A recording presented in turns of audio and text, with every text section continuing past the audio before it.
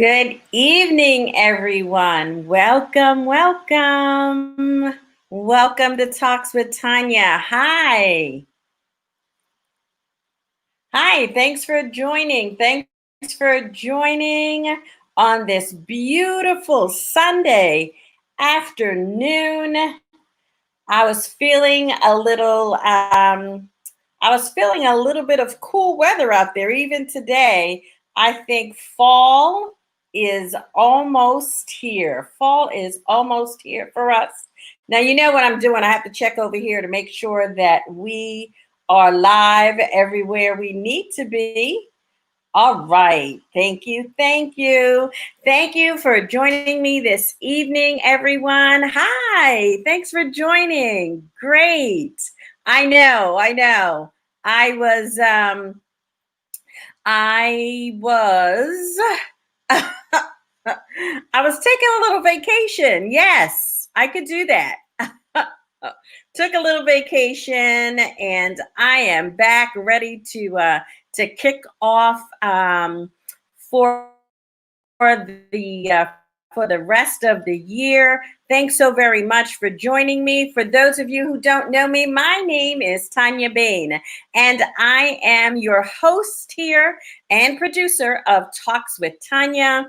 And Talks with Tanya is about educating, informing, impacting, and connecting by sharing information to really bridge the gap, getting you information that you need so that we are all together marching towards whole life success. And one of the things I do like to say is that we need to be sure that we are using every tool and every piece of wisdom that we have acquired on this journey, and all those lessons that we have learned, the books that we've read, the lives that we've watched, the experiences, whether they were high or low, all that information so that you can move forward to the best, your next and your best. And today, you know how I'm talking about since the beginning of the year, I've been talking about how it is time. It is time. And at the time, I wasn't quite sure. This was, pre-public COVID, because that's a whole nother show. I just wanted to know, I just had this feeling that, something was coming. And there've been so many of those things. I would be remiss if I didn't give a shout out to the first responders who are continuing to stand strong and move forward and helping us get through this COVID-19. Just because people aren't talking about it doesn't mean it is not going down. Just because Black Lives Matter are not at the top of your feed anymore doesn't mean that Black lives don't matter. This is exactly what some folks have been waiting for. Okay, waiting for when it's not at the top of the news so that they can continue business as usual. But that's not what it's about. It is about doing something. Because if you are not part of the solution, you are part of the problem. I still love you, but you are part of the problem. Two things I really need to remind you about. Number one, you already know, vote. Okay, we're encouraging you to go ahead and vote by mail. Make sure that you're connecting with your Bureau of Elections, all right, and watching the dates and the times about when it is that you can vote by mail. The instructions are right out of the Board of Elections, no matter what county that you're in. All right. And fill out the census. Fill out the census. It's about making sure that your community is getting the funds that it needs from the taxes that you've paid, okay? Because not only do you pay the taxes, you need to report in the census that, hey, I'm over here and this is what we need in our community. Yes, beloved, I have some comments already. Yes, thank you. Someone said I had to educate one of my white friends on Black Lives Matter today. It's an ongoing thing. It's not just, one person. It's now a way of life for us. It is now a way of life for us. And, that old discussion about all lives matter. Yeah, all lives do matter, but Black lives matter. Okay, because they're the other lives, okay, are not being killed at the rate that we are. But that's not what we're here about today, because I can go on and on. I am welcome, Kenya. Thanks for joining. Yes. Thank you, Miss Val. Thanks for joining. Oh, she's coming on soon. Her book has arrived. I know it came in today.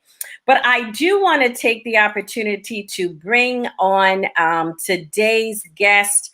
I am really extremely honored to have Mr. Trippi Congo on with us today. And I'm going to just go ahead and bring him right up here. Let me just, I'm my own co-pilot too. So here we go.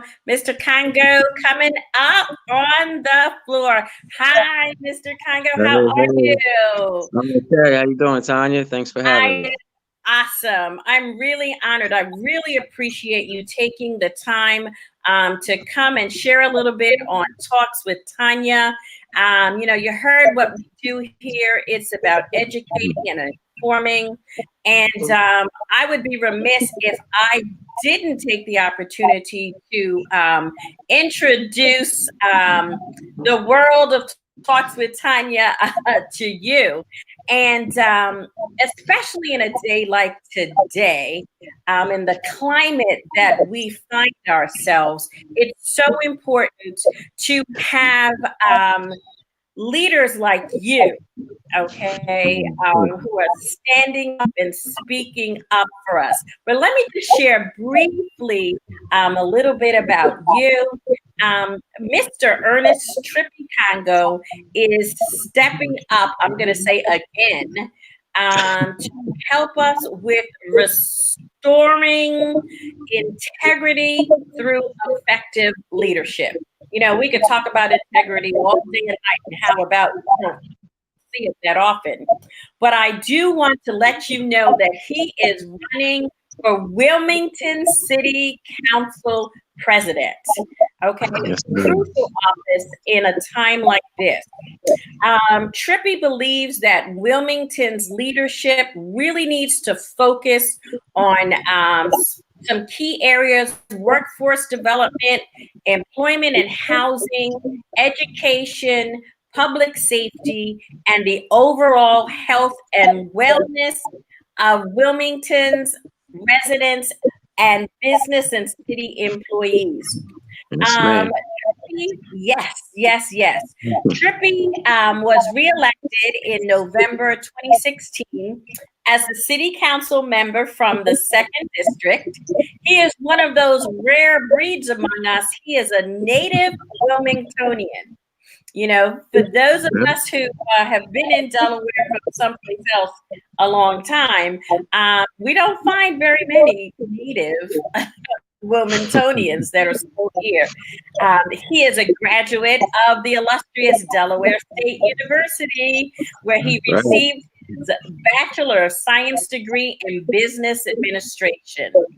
And then, following in the footsteps of his father and his mother, he graduated from the American Academy McAllister Institute of Funeral Services.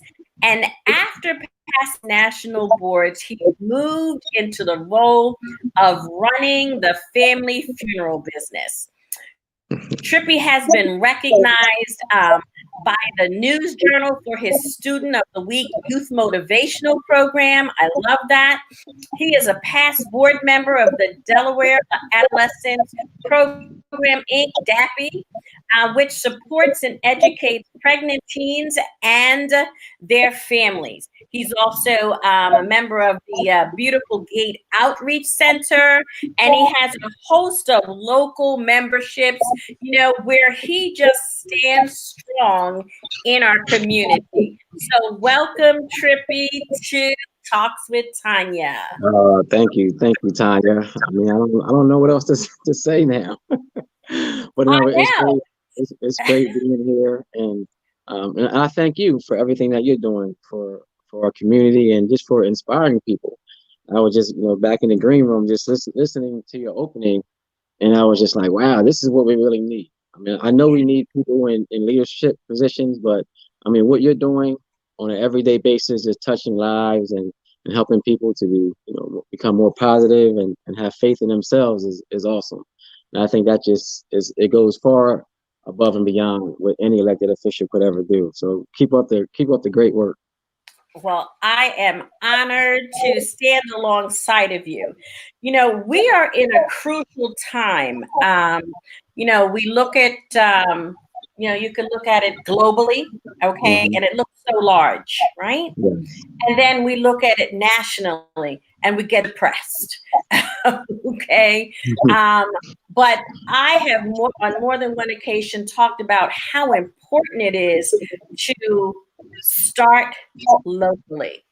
So can you tell us about what motivated you to become a member, run for city council in the beginning of all of this? I was never really into politics, honestly. My family comes from I've always served the community. My family has always stressed the importance of giving back and helping and bringing people along and just thanking the community for everything, all the trust that they have put in us throughout the years. So it just came naturally, honestly, because I wanted to help on another level. And I love the city of Wilmington. Like you mentioned, I was born and raised here. My family is here. My family business is here, and I'll be here for the rest of my life. And I just, I knew that getting involved politically would just help Wilmington become a better city. So I just wanted to help. I wanted to continue to help people, but just do it on a different level. Absolutely. And we appreciate you. We appreciate you for that. It is a rare thing for us to see a Black man, okay, in a leadership role, and who is standing strong and really stepping up.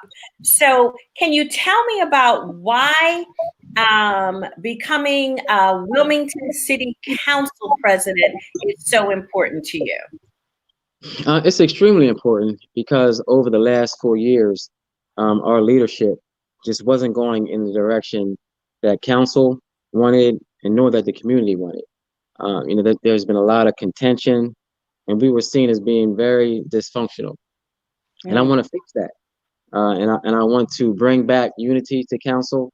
And I want us to be viewed by the people we serve as being respectful and honest and, again, with integrity. And that was my main reason for running, honestly. It was just because the last 4 years they've been hard for council members, they've been hard for council staff, and they've been hard for our community, in which we're supposed to serve, who we're supposed to be serving. So I wanted to, and I couldn't just turn a blind eye to it. And I just, something deep within just told me like, it was just time for me to step up. And people have been wanting me to run for president and actually the mayor, but I was like, no, that's not me. As long as I'm there and as long as I can help, I just want to be a part of a productive team. But the last 4 years just showed it showed council and it showed our city in a light that I just wasn't proud of. So I said, and I think you mentioned it, if you're not part of the solution, you're part of the problem. And I didn't want to remain silent and be looked as part of the problem. So I decided to run for city council for president. And in doing so, what is your platform for making that change, making that shift so that the citizens of Wilmington are first? At first, I want to just change the way council works, internally. And I think that's going to go a long way for bringing like harmony between council members. And once we're fixed internally, I believe, well, I know that we'll be able to address. Well, first we'll be able to listen to our community, and then we'll be able to address a lot of all of their concerns. Once we're not always going to agree, but I just think that under my leadership style, it will be a cohesive one. It will be one that respects all council members equally. I'll be the president, but I will respect and I will engage. And I will allow all council members to be fully engaged and to participate in the council process of how we govern ourselves. And I know that's going to go a long way. And again, once we do that, we'll be able to come together and just address, a lot of the ills that are plaguing Wilmington, that are plaguing plaguing our state. And like you mentioned earlier, which is a microcosm of what's going on in the world. But I believe that under my leadership, we'll be able to address those problems head on. So let's talk about it, because on Talks with Tanya, we talk about it. Okay. I'm ready. So what do you view like as the places for you to start to make those changes? I think it's amazing that you're looking at the leadership, because when there are issues, and we see that nationally and globally, it is the leadership. So we've got that under wraps. What about for the people? Tell me about what you're getting at for the people. Our people are hurting. And if we're honest with ourselves, and especially in politics, I believe that we have failed, honestly. I could sit up here and I can tell you what I've done in the 2nd district over the last 12 years, and council members, we can all say what we've done, but have we done enough?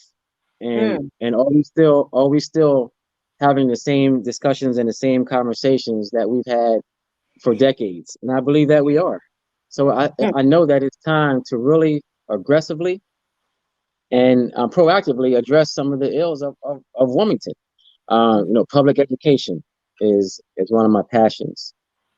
Making sure that our seniors are well taken care of, and they know that we're going to have them in a safe place, in a safe environment. Economic development. Like, we really need to make sure that our businesses are thriving with a diverse and robust workforce. And I think that once we're able to address some issues that a lot of times, I just let me give you a little bit of history. Yes. Wilmington City Council, our main task is to legislate. If we see something that needs like locally, but we have never been allowed to be at the table when it comes to how our children are educated. And we've never been allowed to be at the table about how we need, how our prisons need reform. We've never been allowed to be at the table when we're talking about our judicial system. So I want to, along with my colleagues, to really begin to have those conversations that we haven't had since I've been on council.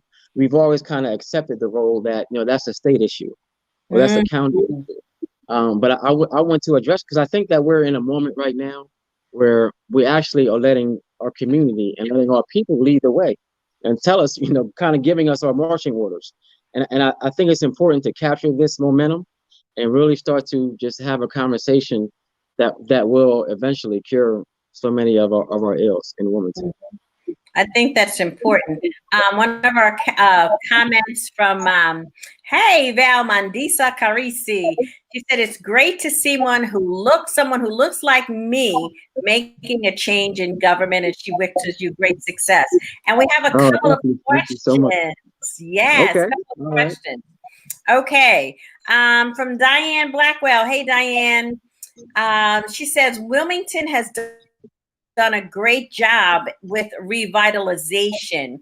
What about the youth crime on crime? And that's something that's across the nation. Where do you see City Council's role in making a change on that?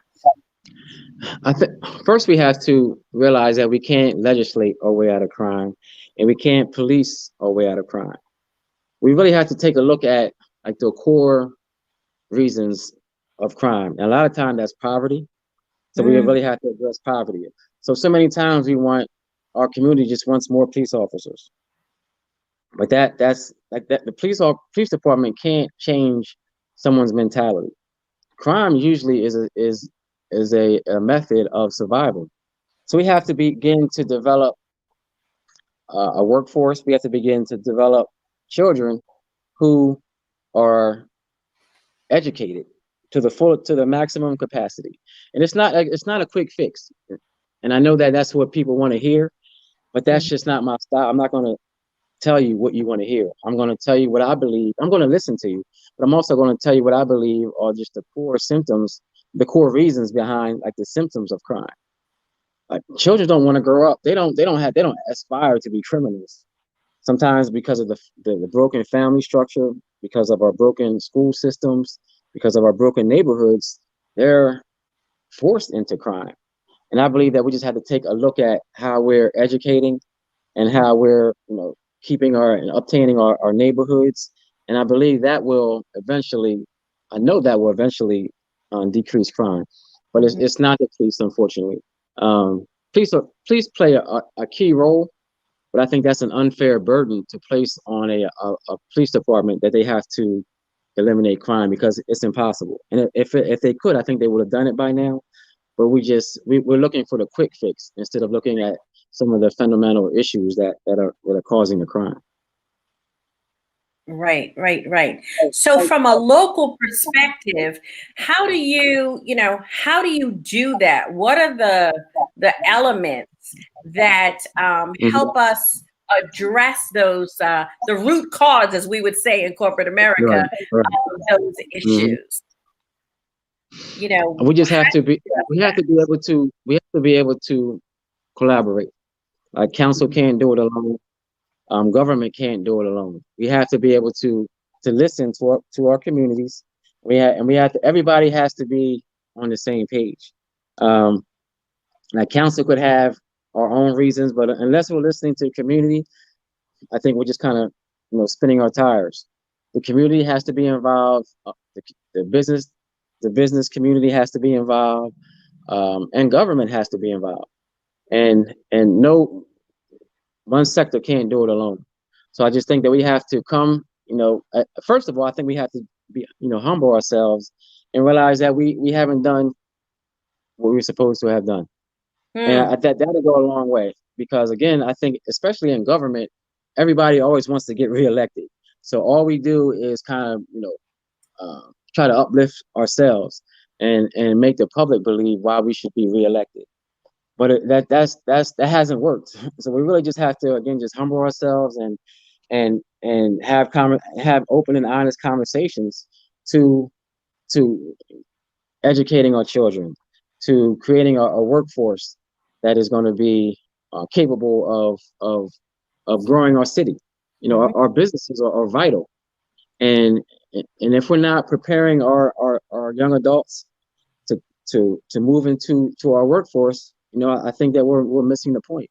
Yes. So again, there's so much involved, but we just have to kind of let ourselves be exposed and come up with and talk about some real solutions without without trying to tear each other down.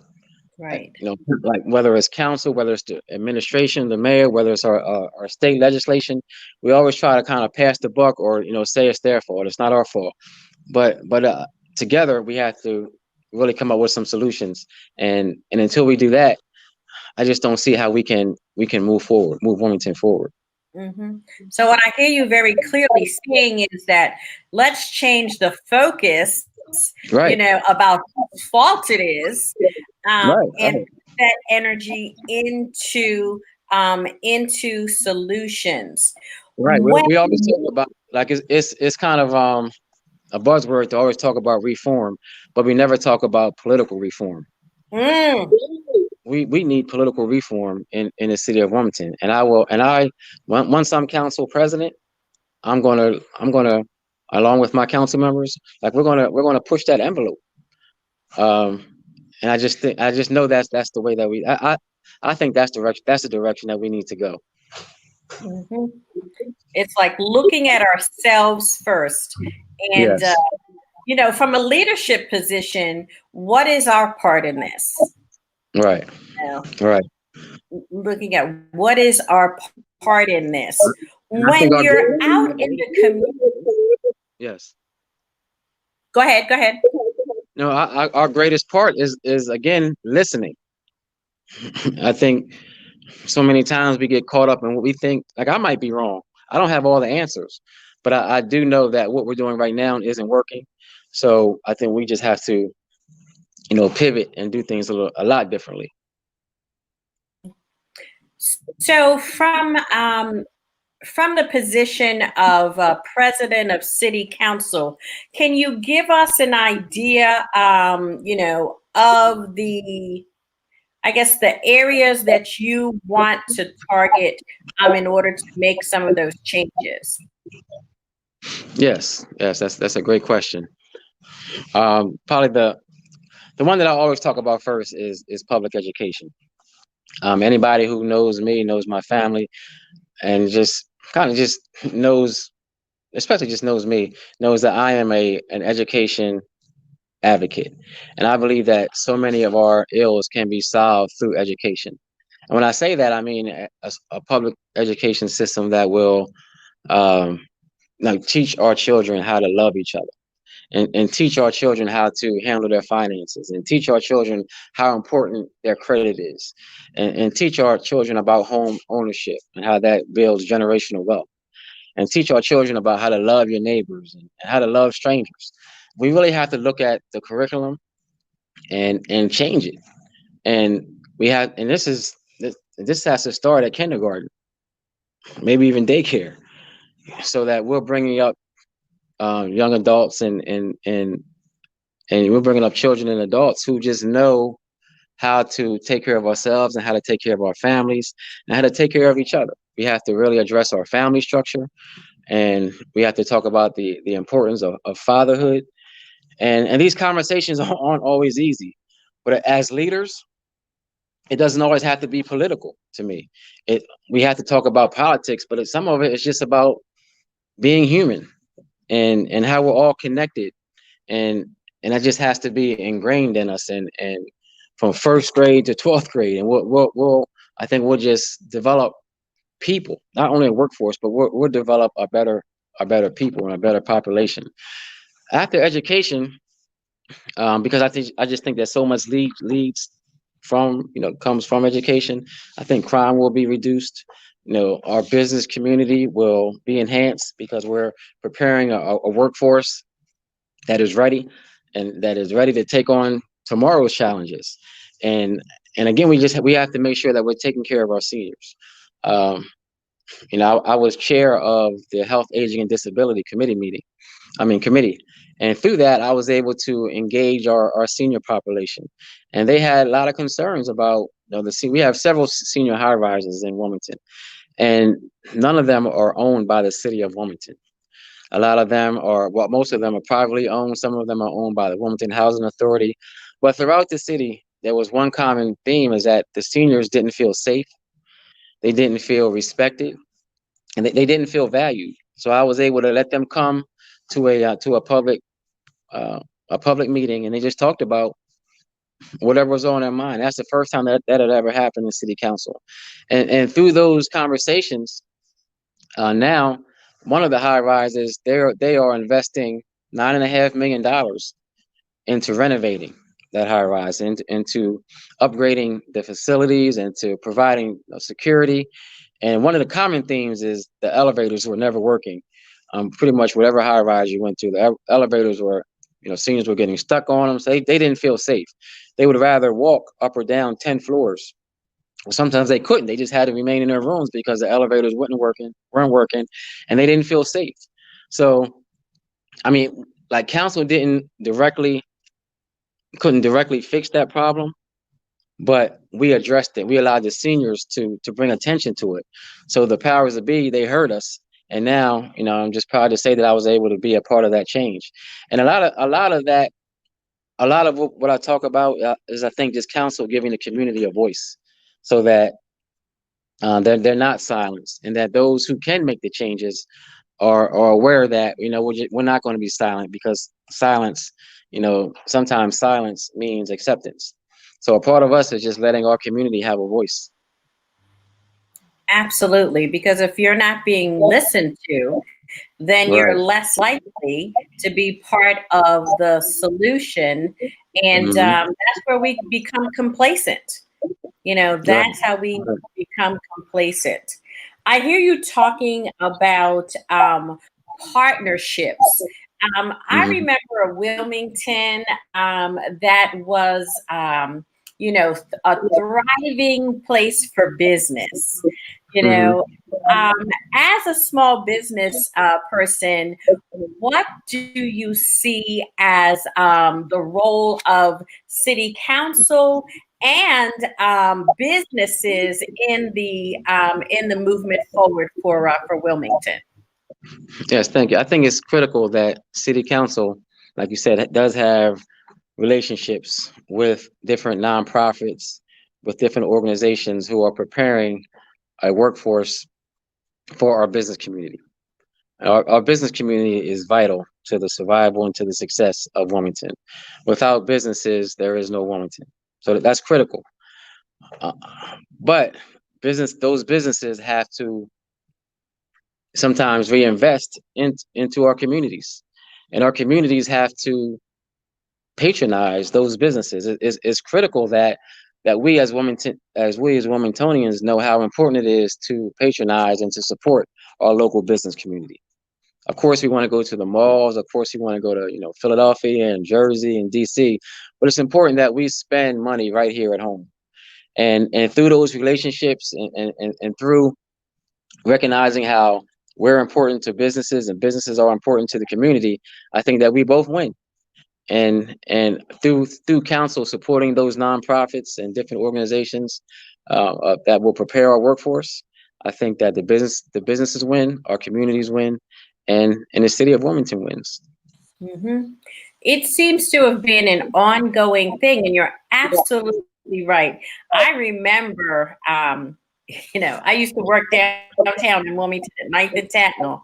And, Okay. I remember, walking up and down Market Street, okay, to Hmm. get lunch and really to buy anything, that I needed. And, Hmm. even though, business changes and the population changes, Wilmington is beautiful. It Oh my really, goodness, yes, it is. It is. it's a thriving community.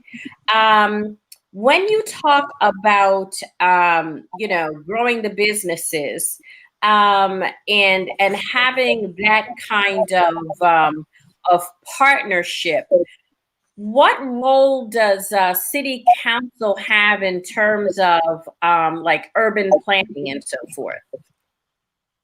Yes, we're vital to urban planning, and I think our biggest area to being so vital is, again, our residents. Mhm. City council does not have all the answers, and I think that we'd be foolish to think that we can move our city in the direction that it needs to go without just input from our community. But again, around urban planning, like, we need to realize how important our neighborhoods are, and how important the people, not only the look of our neighborhoods, but like the foundation of the people in our neighborhoods. So it's one thing to build up, to improve the facades of businesses in the neighborhoods, and to make them look pretty, and to be very attractive. But unless we are also developing the people who are going to Mhm. work there, the people who are going to live there, I think it's all in vain. So we really have to, like, I guess my biggest thing is just investing in people. And we just sometimes, like, we may have to, redirect some of our funding that has gone, to consultants, and has gone outside of the city. We really have to be able to just develop people, and that's Mhm. just my passion. My passion is people, and sometimes I get caught up in just talking about people. They're like, Trippi, you got to talk about everything, but I just think that everything will be worked out once we just focus on building a better population of Wilmington, and that's just our people, the people who have been neglected, the people who have been denied, and the people who haven't been given access to opportunity. And once we level that playing field, and once we're really ready to have those conversations with those who are also at the table, along with the community, because the community plays a huge role in this. A lot of times, once we're elected, people kind of sit back and say, "Okay, go do it." But it's impossible for us to be this change, and it's impossible for us to bring about this systemic change that we desperately need, not only in our city, but in our country, without a population that's supporting us, that's going with us when we have to go and have these conversations with our delegation in Dover. So really, it's people, and the media plays a huge role in this too. That's why I'm glad to it was just so refreshing when I heard your intro, because media sells, a lot of times they just want to sell a story. They just want to sell negativity. So we have to be able to support programs like yours and media outlets like yours, who are just not, who just don't want to talk about the doom and gloom, who just don't want to put, our communities, neglected people in on the front page all the time. It's every time you hear about a homicide, it's front page. But when you hear about, a child getting, getting, maybe she skipped third grade, or went straight to high school from 11th grade, or graduated from college with a 4.0, that doesn't always make the front page. So we really have to be we have to hold our media accountable to promoting Wilmington, and to promoting people who make up Wilmington in a better light. And I think that would go a long way, in seeing how other states view our city, and how we view our city ourselves. Like, if you ask the average person, they're so tied into, the media and the negativity around it. They're not saying how wonderful Wilmington is, because they don't see it and they don't read about it. But I think it's important that we hold our media accountable to telling the full story of Wilmington. Mm-hmm. I think that's absolutely positively true. And thank you, because that's what Talk with Tanya is about. And there's so many others like myself. It's about what is really happening, and let's talk about it. There is, what I hear you saying is that we need to change the narrative. Exactly. Okay? Exactly. Change the narrative. Right. And tell the and truth. for you, yes, yes, Yeah. exactly, absolutely, exactly. I think it's so commendable for a young man like yourself, really, to take the risk. Oh, thank you. Yes, it is a risk, and I understand that, but it's a risk that's well worth it, because, again, I just couldn't sit by and let our council and let our city kind of go through what we went through for the last 4 years. So I know it's risky, and but it's worth it, and because I love my city, I love the people in the city, and I just want to be able to when I close my eyes, when I move on from politics, I want to be able to bring up another generation of young politicians who are prepared to take on this kind of responsibility. And again, I think we as politicians, we get caught up being politicians, and we're not ready to bring up that next generation. But that's critical, because I don't want to do this forever. Honestly, I love it, but I know how important it is to bring up the next generation. I know how important it is to make sure that we are able to develop people who can carry the torch. And I think that's where that's what I want my legacy to be. Not that I was a career politician, but I just helped along the way. And it's really not about me. It's just about the city of Wilmington, and what we all can do for it. Yes, you made a couple of very key points there, and what I hear in that, you talked about having to make some systemic changes. Yes. Not business as usual anymore. Let me ask you this: with your colleagues in city council, Mhm. how are they feeling about the direction of the city now? The city or city council, like the city as a The whole? city council, yes. In city How they, council, what's the mindset there? What is the mindset in city council that kind of, it sounds like we're a little bit stuck. oh, absolutely. Absolutely. There's just we're a frustrated city council. Um, and again, I want to that's why I'm running, because I want to heal our council. And through that I think we heal our city. And that doesn't that's just that's I don't want to seem like I'm just like some magician who just comes in and waves his wand and everything is better. But I just know that my under my leadership under my leadership, I will bring a healing to council. And anybody who has been familiar with council over the last 4 years really knows that we need a lot of healing. And day one, I heal council because of my way that I'm going to allow every council member to fully participate. And that's the way that it's meant to be. Like our charter says, all council members shall decide how council governs itself. It doesn't say the president. And I think that's the misconception. And honestly, it was my misunderstanding that the president kind of ruled council, and they made all the major decisions, and they decided how we function internally.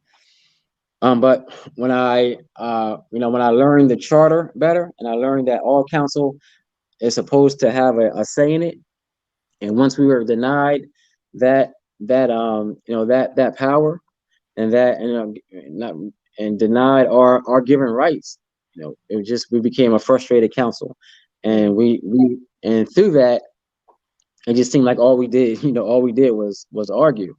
But honestly, like our current president didn't put together a strong agenda for us to be able to make some of the systemic changes that I want to make, and I'm gonna do that. Like, healing council is easy because it's just about following the rules. But after that, now we're going to really address some of these systemic changes that we need to talk about. So it's not, again, I don't want to make it seem like it's a quick fix, but it's a conversation that is long overdue, and it's a conversation that I know that all council members want to be a part of. And I know our community wants that and deserves that. Mm-hmm. Mm-hmm. I hear your approach one as restorative, and I Yes. see that on your platform. About having that restorative approach Hmm. to the issues. One of those issues is about health. Yes. Okay. In the city of Wilmington, what do you see as the direction that we really need to go with regard to health? We need to, again, COVID has brought to light and has reminded us about the health disparities that we're facing as a nation, and that we're faced as a city. So we need to, post COVID, we need to have the conversations around how we address those disparities, and how we how we allow our population to have more access to healthcare. And again, I think that is just through a lot of that is just through making resources available. We have so many Mm, food deserts within our city, where the community has to go to the local store to get their groceries, and that local store doesn't always provide the healthiest options. So we have to make resources available where our children and our young adults and our seniors and our families are able to go, to the corner store and get, organic produce, and they're able to get some, food and groceries that are going to benefit them in the long term. Especially our Black and brown community. We suffer from high blood pressure, and we suffer from diabetes, and so many food related illnesses. So we have to take a look at that and realize, and take a look at what we're feeding our children in school, and take a look at some of our children only go to only have physical education one day a week, or they may only have it one semester out of the year. So those are the kind of conversations that we need to have, and we really need to address. I have so many friends who are in education, and they tell me these things. They tell me how they might see their student one day a week, or once every 2 weeks, or once, a block of students will have physical education for 3 months, and they won't have it for the rest of the year. And that's what we need to address. We need to address, and we also need to address our mental health. So many times we talk about our physical health, but mental health is extremely important. And as a young Black man, a lot of times we don't want to admit that we may be under mental duress, and that can destroy us. It can have an effect on our children and our families and our neighborhoods. So we have to have that conversation that it's okay to ask for help, and it's okay not to be okay, and we have to take that stigma away from mental health, meaning that it means that you're crazy and that you can't be helped. We have to feel comfortable, accepting people where they are, and accepting the fact that people need help, and it's okay to ask for help. So it's physical health and it's mental health. And another thing that I really want to address is substance abuse, because in Delaware right now there are no long-term rehabilitation centers. If someone in our family, if someone in our our immediate, some of our friends, if they want to get help, long-term help, they have to go out of state. So we have to begin to realize how we have to have those kind of resources right here at home, and how much of a benefit that could be. We have a lot of different organizations who are doing a great job, with rehabilitation, but none of them are long-term. And a lot of our people, they need that long-term help to those long-term centers to really help themselves and to get over their substance abuse. So we have to invest, and we have to make sure that those kind of rehabilitation centers are right here in Delaware. This is this is so refreshing. It is so refreshing to have someone representing the community that has a heart for the people. Okay. Thank you. That cares about the neighborhood, that understands and will no longer tolerate, business as usual. And I'm going to say my words, gluttons for power. You said it correctly. You said it correctly. Because from my perspective, that's what I see. Okay. Those are facts. Those are facts. That's what I see. And it's discouraging to our community. So, I just want to, acknowledge that you have your heart in the right place. Okay. You have your heart in the right place. And it's for the people. Oh, absolutely. Okay. Absolutely for the people. Yes. It is for the people. And this is an old adage, but if you always do what you always done, you'll always get what you always got. Right. And honestly, that's where we are politically. And that's why I said, above all else, we need political reform. Because with that, it brings about change in everything else. It brings about change in our school systems. It brings about change in our judicial systems. It brings about change in our healthcare system, because we're able to have those conversations with those different groups of people, and we're able to be influencers, and we're able to, along with the community, make those changes. So we really have to, above all else, again, just have political reform. And I think after that, everything else kind of falls in place with the help of the community. Like we can't do it by ourselves, but we're going to need the community to continue to support us and and we'll support them. Yes, yes, yes. So, we got a little shout out. We have some thank you, Trippi, for caring about the people in the communities. Thank Positive you. change Thank is you. I appreciate you absolutely all. what is needed It in the is. communities in Wilmington. And that Yeah. is absolutely, absolutely true. Personally, and I can say this for the people that I interact with as well, we are sick and tired, okay, of the crap. Okay.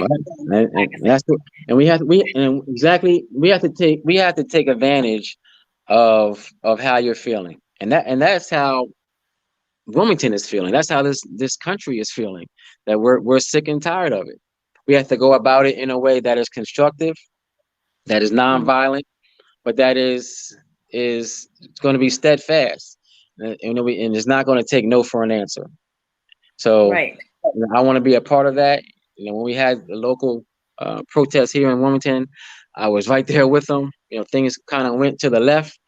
I didn't agree with that part, but I know why it happened, and I understand why, like why the protesters were here, and we need that same kind of momentum. We need that same kind of energy to make these changes, because, like, truth be told, that's when government really started to listen.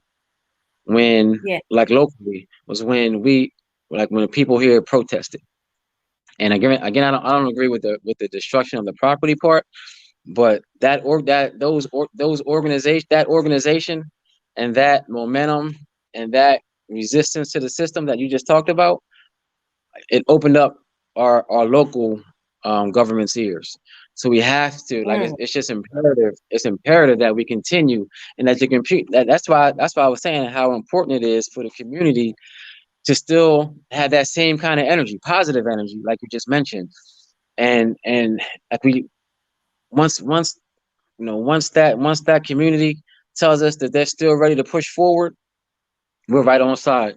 Us in as elected officials are right alongside with them, pushing for those kind of changes that the community wants.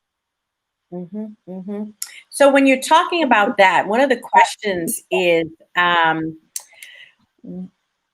how can city council representatives make changes if they do not have the power to negotiate for them? That's why we are. What power? Yeah. I'm sorry.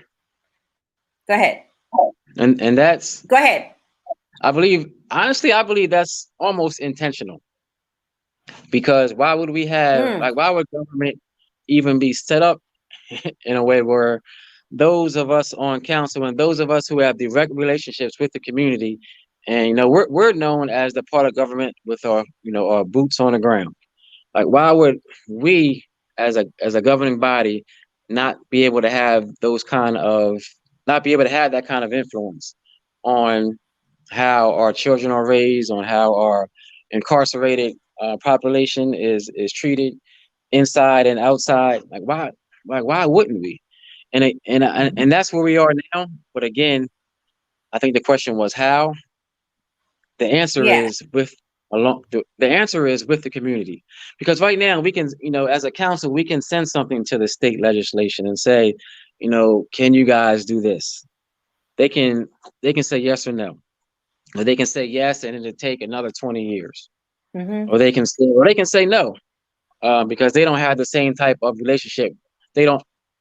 I'm not gonna say all of them, but if our Wilmington delegation doesn't have the support that they need in Dover, like our state reps and our state senators, those representatives from lower Delaware, they don't always realize, they don't always, they're not always willing to see the trouble that Wilmington is in. They're not always able to relate to, our kids in our neighborhoods, because they can't see it. So it's hard to ask someone who has no idea, what Wilmington is, to fix Wilmington. Right. So, but the only way, I believe the only way we fix it is with the community support. That's what, I know I keep going back to that, But Sorry. just politically, since I've been involved, on council, like we've never been able to make some of the changes that we have been able to make, and we've never been able to have some of the conversations that we've had, and until our community started to organize and rise up and say, okay, and like you said, enough is enough. So, like politically, I think it would take forever because it has taken forever. But with the community support and with the community's positive support, I believe that we see changes immediately because that's what's happened. Like now we're talking about police reform. And now Dover is passing legislation around police reform. That's only happened within the last few months. And that was a Right. direct result of our community being more engaged. So like community engagement is everything. Absolutely. I can feel the tide changing. Yes, it has to. It has to. It has I to. can feel. And the other thing, and you mentioned this, is the community and even people in the state are not aware of the role All and right. the authority that city council has or doesn't have. And honestly, I was a part of that population that didn't know before I got in.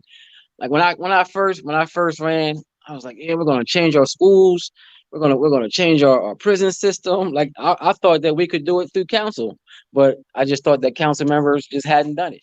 So I came and I didn't realize how important the community was, and the community thinks that we can do that. So when they have concerns, they're saying, hey, my son had X, Y, and Z happen to him in school today. How can you fix it? We can have that conversation, and that's probably the most frustrating part, honestly, about being in government is because we talked about earlier, in my family business, when something isn't right, like I can fix it immediately, but in government, I can't fix it immediately. Like I can say, if one of our families is unhappy, I can go in there and I can solve the problem immediately. But here, government doesn't work like that. Unless I know I keep going back to it, unless the community is right there with us, because I'm telling you, like the community made some immediate impact through organizing, and I hope that isn't lost on government, and I hope that especially isn't lost on our community, like how vital they are. So it's been so we do have to educate our community of the role of city council, the role of our state legislators, of the role of the administration. But we also have to educate them on their role and help them, not really educate them, but help them to see how important their role is. Yeah, it's an ongoing thing. We're in a time where major change Hmm. needs to happen. We should be able to look back at the mistakes that we've made Right, right, and not exactly. same mistakes, not Hmm. make those same mistakes again. And I think So, a lot of what happens is that, well, I know that people get into politics for the very same reason I did, because we want to help and we want to bring about change. But once we're in politics, a lot of times we get caught up in relationships. And relationships are extremely important because that's how a lot of things get done and accomplished. But it can also be a hindrance because if you and I are friends and um, I don't want our relationship to be altered because of legislation, like I might not support that legislation if I put your relation or if I put our relationship before the people. Like things get stalled and things don't happen because of relationships. So it's important to have them, but they cannot be more important than the reasons why we first even got into politics in the first place. And unfortunately, that's what happens. We meet new friends, we become family, and then we're scared to offend. We don't want to offend each other, so we kind of diminish our we diminish our responsibility. We diminish our power to make change because we put relationships first. And I've always been one that has been able to separate that. I love you, but I'm here for a job, and I'm here for, a community, and I love this community, and we can disagree, and afterwards we can go have dinner, but I'm not going to side with anyone just because we're friends. I'm not going to put my relationship with anyone. I've never done that, and I think that's what people have been able to um, appreciate about me, because at the end of the day, I've made some great friends on council, and I made some great friends in government. But I'm never going to put those relationships before the community who I represent. Mhm. That's integrity. Thank you. People, that is integrity. And that's what will win with the people, Yeah. is integrity. And I love that you were able to say, we've made some mistakes. Hmm. We've made some mistakes. But, when we make mistakes, they really pave the path for the future. It They will really paves the right. path for the It does. future. If we You own them, like, as long as we own them, and as long as we accept them, and as long as we're ready to move and not hold each other to our mistakes. Like, we're all going to Mhm. make mistakes, but don't let our mistakes be a hindrance to us moving forward. Right, absolutely. All right, some questions. Trippi is from a family that has always helped people in the community. That is so true. That's your foundation. Yes, yes, it is. Thank you. Rooted, and we see that. I mean, you see the audience recognizes that. Um, how do people hold the local politicians accountable for basically doing the right thing? Do they do it at the city council meetings, or Absolutely. how do we do that? Okay. Absolutely. Um, and that's something else that I want to be able to address as president of Wilmington City Council. There is a dramatic difference on how we legislate and how we vote if our council chambers are empty versus if our council chambers are full. Hmm. Because in our minds, nobody is watching. So that if we vote a certain way, we're not going to get the kind of backlash, because again, in our minds, nobody's right there to tell us how they feel. But if those council chambers are full, standing room only, people act totally different. And that's probably true in life. You'll do something if you think nobody's watching, but if you know somebody Mhm. is watching you, you're gonna act totally different. And there's no change, and there's no difference in politics. So I would just encourage people to become more involved. I would encourage people to come to city council meetings and bring your friends, bring your family, bring your children, especially, because it's important that Yeah. children understand politics. But just to come to meetings and call your council member and write to them, but the biggest thing is to come to meetings. And if you can't come, like, send somebody in your place. If you have to work, or for some reason you just can't make a council meeting, send somebody in your place. And that's where, that's how we hold it. That's how we're held responsible, is that, because we know that somebody is going to be watching us, and our community is paying attention. And voting, honestly, and voting, voting is critical. So, I'm thankful for the second district, having the confidence and the faith in me for the last 12 years to have supported me and voted me back into office. But that voting is critical.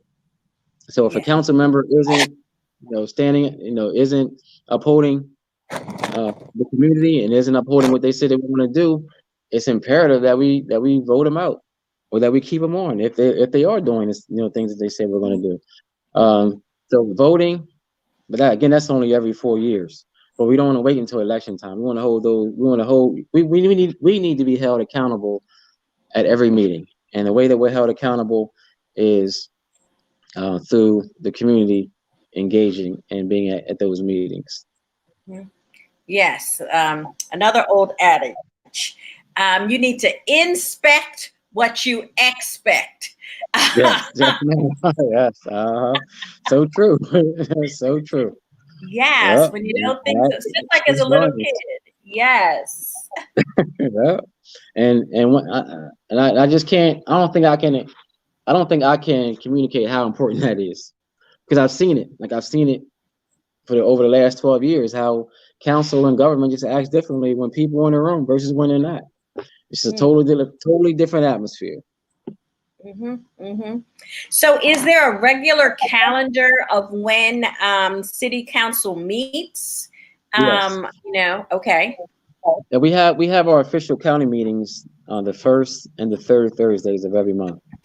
Kind of fluctuates because we have a summer break in July, August, but pretty much the first and second Thursday of every month we have our official council meeting.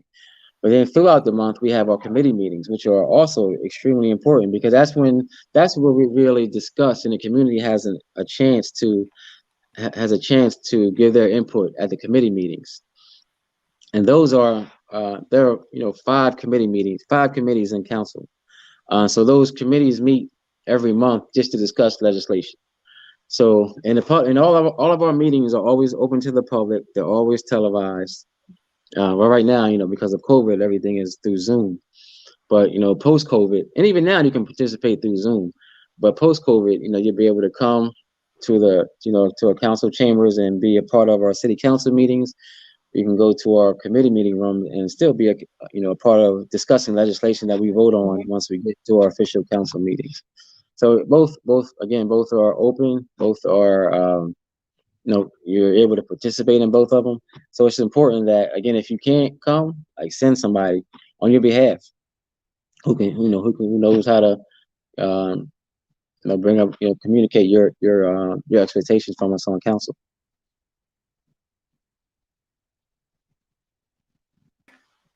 I'm sorry, my internet connection That's all right. has been I thought I was gonna going have to take out. over the I'm show so for you. sorry. Huh? Just go ahead and take over. I was gonna keep this show. Yeah, I was gonna keep the show going for you. Talk. It's gonna be I talks know with that's Trippi. right.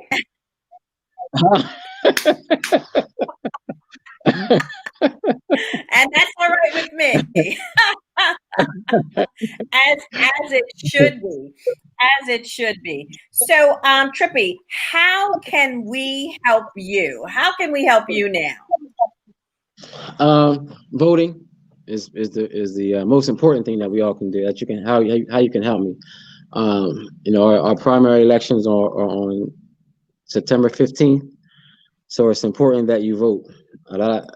Historically, Wilmington hasn't participated in primary elections the way that we do in November for the general election. So it's just important that you vote and that you bring your families and your friends and your neighbors along with you, or make sure that they get to the voting booth. You can vote early through mail-in ballots. But before that, if you go to my website at www.trippicongo.com, you will see links on how you can volunteer, on how you can donate, on how you can request a yard sign. So there are different ways you can participate. We know we're going to start phone banking really soon. And above all that, honestly, just keep me in your prayers and keep me in your thoughts and give me some feedback. Like I'm okay. Like I appreciate all the comments and I've seen some of them, but I'm okay with the negative feedback and telling me what you think I could do better. I'm totally okay with that, and that's important that I be able to accept everything to help me be a better president, because I want both help to shape me. And I'm open for it, and I want to be better. So whatever you have heard or seen through this interview, you can go to my website and let me know, like the good and the bad, and I appreciate both, honestly. Thank you so very much, Trippi.